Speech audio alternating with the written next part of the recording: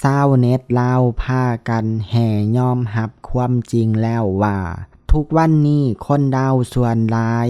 ฉลาดก็ย้อนภาษาไทยโดยประเด็นโอ้ล้มสนทนาเกี่ยวของกับภาษาไทยในประเทศลาวของบรรดาชาวเน็ตลาวแม่นเริ่มจาก Facebook เพจข่าวลาวชื่อว่าอิสระไล่ทำการโพสต์ขอความในเมื่อวันที่11เดือนสิงหาปี2024ว่าภาษาไทยคือภาษาต่างประเทศที่ทรงอิทธิพลที่สุดในระบบการศึกษาลาวทั้งตำราในห้องสมุดและห้านขายปึ้มบทวิจัยอ้างอิงและการหาข้อมูลซึ่งต่อกับโพสต์ดังกล่าวนั่นเองชาวเน็ตลาวก็ได้มาแสดงความคิดเห็นไปในทิศทางหลากหลายมุมมอง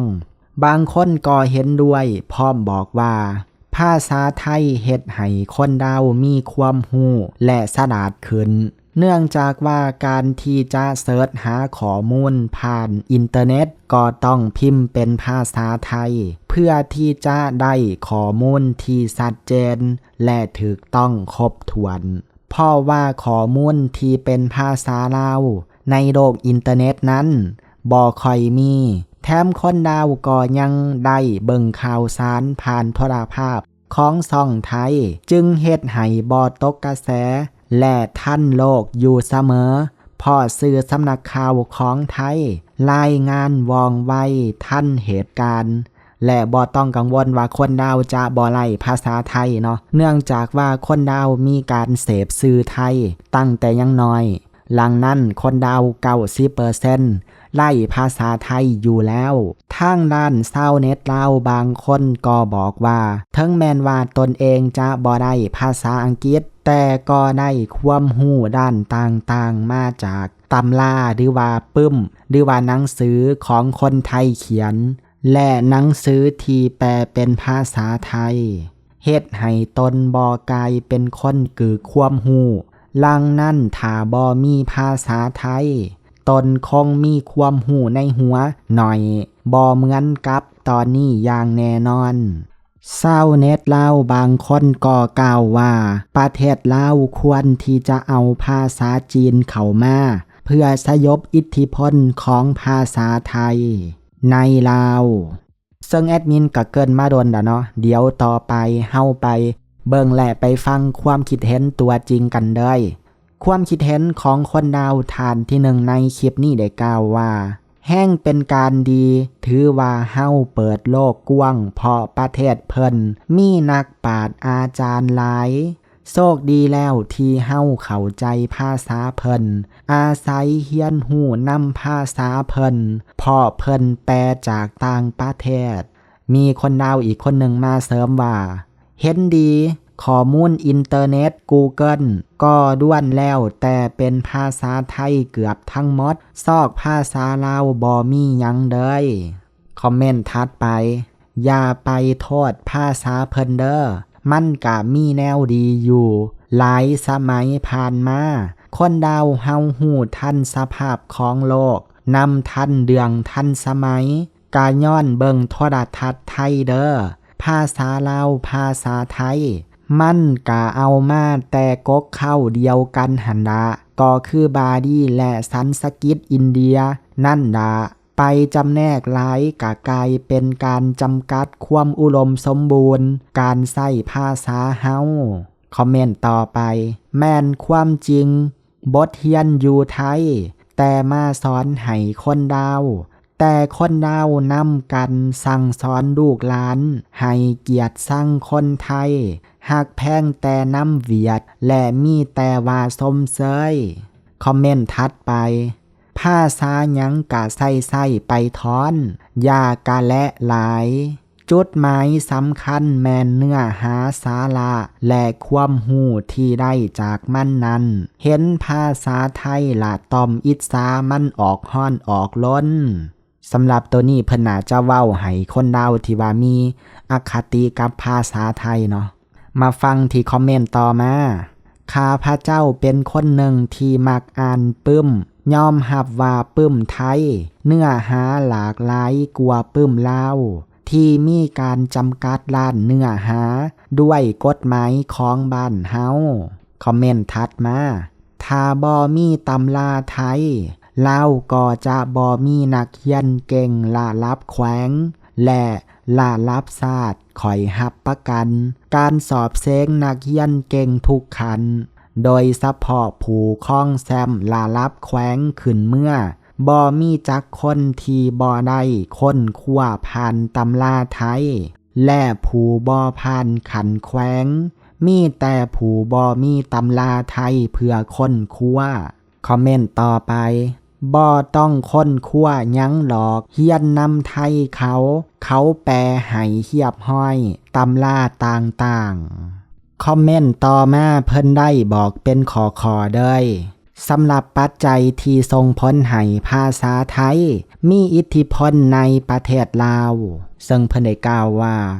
1. เป็นภาษาที่คนประเทศเขาเว้าแล้วคนดาวเข้าใจโดยบ่จำเป็นต้องมีผู้แปล 2. การซอกหาเฮียนหูผ่านระบบออนไลน์ส่วนหลายก็มักเสิร์ชหาผ่านระบบเป็นภาษาบ้านเขาแล้วแปลเป็นฉบับบ้านเฮาข้อที่ 3. คนดาวส่วนหลายติดตามเบิ่งสื่อต่างๆเป็นของประเทศเขาข้อที่ 4. ความเคยชินความคล้ายคือและเฮียนแบบจึงเฮ็ดให้ปนเปกันจนบ่ฮู้ว่าอันใดเป็นของเฮาหรือของเขาคอมเมนต์ต่อมาภาษาไทยและภาษาลาวมีที่มาบ่อนเดียวกันก็คือมาจากภาษาสันสกฤตลังนั้นภาษาลาวและภาษาไทยใกล้เคียงกันที่สุดคนดาวเกือบ 90% จะอ่านภาษาไทยได้ที่มันเป็นแบบนั้นแม่นย้อนอิทธิพลของสื่อไทยมันก้าวหน้ากว่าลาวเฮาและการเปิดกว้างข่าวสารเขา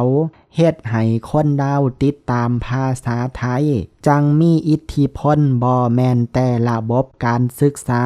มันเกี่ยวไปเกือบทั้งประเทศคอมเมนต์ต่อไปแนวเกิดมากะให้ฟังภาษาไทยเบิ่งโทรภาพละครกะภาษาไทยจนคนรุ่นใหม่สิดื่มภาษาลาวล่ะคอมเมนต์ต่อไปลาวเสพสื่อไทยแบบ 100% บ่ให้ภาษาไทยมีอิทธิพลกับคนดาวไล่แนวใดคอมเมนต์ต่อมาถือว่าประเทศลาวโชคดีที่ได้ภาษาที่สองโดยบ่ต้องเรียนรู้เพิ่มใส่ Google หาข้อมูลก็ต้องใส่ภาษาไทยจึงจะมีข้อมูลที่เฮาต้องการขึ้นมาคอมเมนต์ต่อมาบ่มีไทยกะมืด8 ล้านโดดแล้วต่อกับคอมเมนต์นี้มีคนดาวอีกคนมาเสริมว่าแม่นเฮียนปลูกต้นไม้มักดินเฮ็ดปุ๋ยให้ต้นไม้กะเฮียนนำยูทูบเบอร์ไทยสอนข่อยบ่สั้นกะเกือกบ่ฮู้ฮอดวิธีเบิงสวนพุ่นดาพ่อถามพ่อแม่เพิ่นกะบ่ฮู้เฮ็ดสวนพ่อซำไรพ่อเคยไปแต่การแลกค้าขายคอมเมนต์ถัดมาคันบ่มีภาษาไทยนี้คนดาวซ้ำกับลับตาข้างหนึ่งพุ่นดาคอมเมนต์ต่อไปซอกหาความรู้ต่างๆใน Google YouTube คมด้วนแต่แมนหาได้จากภาษาไทยจริงเห็นและเป็นแนวทางคอมเมนต์ถัดมาแนวบ่เฮ็ดแบบสิงคโปร์เว้ยให้เด็กน้อยเรียนภาษาตนเองกับภาษาสากลก็คืออังกฤษฝรั่งหรือจีนและอื่นๆมาตรฐาน UN แต่ขันอนุบาลมันจึงได้เปิดโลกกว้างขึ้นเติมจังบ่ไล่เอาภาษาไทยมาเป็นภาษาที่มีอิทธิพลต่อชาติบ้านเมืองหลายเกินไปคอมเมนต์สุดท้ายในคลิปนี้ได้กล่าวว่ามันก็เป็นการดีที่เฮากับไทยมีภาษาใกล้เคียงกัน ทั้งภาษาเว้าและภาษาเขียนดีอยู่บอนว่าประเทศไทยเป็นประเทศที่จะเดินกว่าจึงกลายเป็นแหล่งข้อมูลความรู้ต่างๆให้แก่คนดาวโดยบ่ต้องยุ่งยากล้านภาษาดีแท้อยากให้มีจีนเติมอีกที่มีภาษาใกล้เคียงและเข้าใจฟังเขียนอันนี้คันถึงแอดบอเว้าคนดาวทั้งประเทศก็ฮู้อยู่แล้วเรื่องอิทธิพลของภาษาอันนั้นก็เป็นความคิดเห็นของคนดาวเนาะสำหรับคลิปวิดีโอนี้ก็เน้นความคิดเห็นเป็นหลักเนาะเนื่องจากว่าเรื่องเกี่ยวกับภาษาไทยนี่แอดมินเคยเฮ็ดไปหลายคลิปแล้วเนาะคันสิเว้าก็มีแต่ความเก่าก็ได้แบบเน้นความคิดเห็นซะซึ่งทุกท่านได้คิดเห็นแนวใดเกี่ยวกับเรื่องราวในคลิปนี้คอมเมนต์บอกกันได้ขอขอบใจหมดทุกท่านที่เข้ามาเบิ่งคลิปนี้แล้วเฮามาเจอกันใหม่ในคลิปวิดีโอหน้า